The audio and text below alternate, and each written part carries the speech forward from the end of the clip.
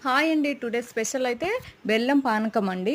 ఇదైతే స్పెషల్‌గా బాలింత తల్లుల కోసం అండి. తెలుగులో అయితే బెల్లం పానకం మసాలా పౌడర్ అంటారండి. మా ఎస్టీ బంజారా భాషలో అయితే దీన్ని కాడో అంటారండి. మా ఎస్టీ వాళ్ళంటే ఇష్టపడని వాళ్ళు ఎవరు ఉండరండి. మేము కూడా ఇప్పటివరకు చాలా అప్పుడప్పుడు టేస్ట్ కోసమని చేసుకుంటామండి. పెద్దవాళ్ళైనా, ముసలి వాళ్ళైనా ఎవరైనా తాగుతామండి. కానీ తెలుగు వాళ్ళు తాగుతారో లేదో నాకు తెలియదండి. సో, ఇదొచ్చేసి అనంటే బాలింతగా ఉన్నప్పుడే మనకు ఎలాంటి రోగాలు రాకుండడం కోసం మాకైతే 2 డేస్‌కి ఒకసారయితే కంపల్సరీ వేస్తారండి.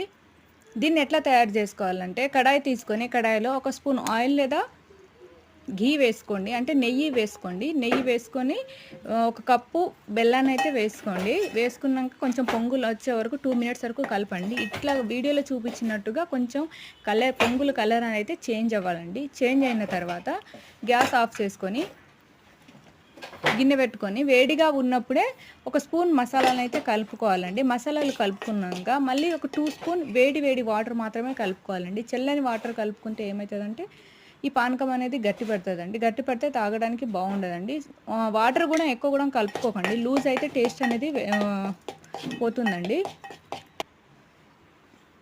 2 డేస్‌కి ఒకసారి మాత్రమే తాగాలండి. ఇది డైలీ తాగితే ఏంటిదంటే చిన్న పిల్లలకి వేడి చేస్తదండి.